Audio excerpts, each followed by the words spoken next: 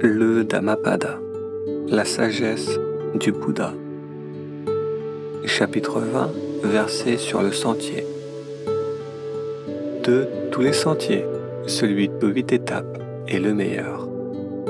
De toutes les vérités, les 4 enseignés sont les meilleurs. De tous les états, l'état sans passion est le meilleur. Des aveugles, celui qui voit est toujours le meilleur. Ceci est le meilleur chemin pour celui qui recherche une vie claire et pure. Le parcourir, c'est vaincre Mara. Entrez dans cette voie pour mettre fin à votre douleur. Suivez mes enseignements qui mènent au sentier qui enlève les épines. Mais c'est à vous de faire les efforts. Les Bouddhas ne sont seulement que des instructeurs. Voyez, ces méditatifs qui, entrant dans la voie, sont libérés des liens de Mara. Aucune chose conditionnée par soi-même n'est permanente. Quand on discerne ceci avec sagesse, on se dégoûte de l'insatisfaction. Voyez, ceci est le sentier de pureté. Insatisfaisantes sont toutes choses conditionnées par soi-même. Quand on discerne ceci avec sagesse, on se dégoûte de l'insatisfaction. Voyez, ceci est le sentier de pureté. Le non-être est toute chose. Quand on discerne ceci avec sagesse, on se dégoûte de l'insatisfaction. Voyez, ceci est le sentier de pureté.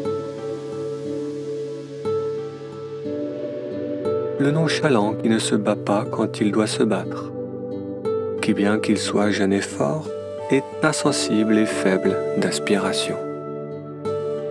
Cet homme paresseux ne réalisera pas le sentier de la sagesse. Bien contrôlé en parole et bien contrôlé par l'esprit, que celui-ci ne fasse à cause de son cœur rien d'insensé, que celui-ci purifie ces 3 choses et qu'il se conquiert soi-même sur le sentier de la sagesse. De la réflexion naît la compréhension. Sans réflexion, la compréhension s'évanouit. C'est en comprenant cette dynamique de perte et de gain que le disciple se conduit de façon à ce que croisse la compréhension.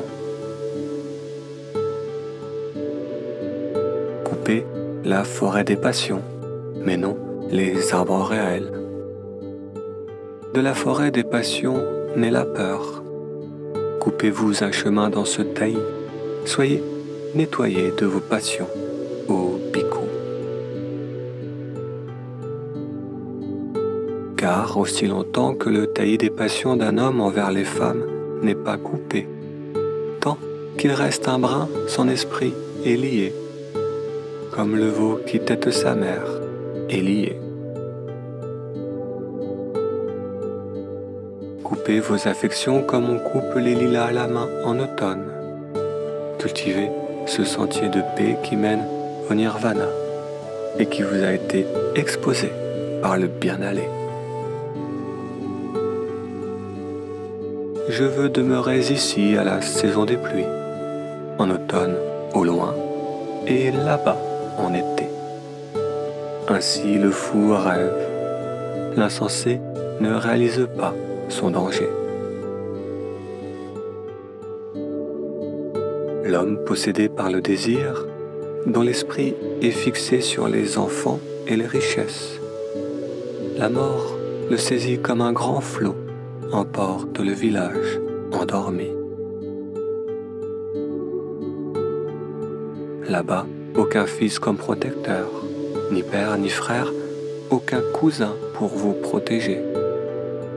Pour celui qui est vaincu par la mort, il n'y a plus de protection.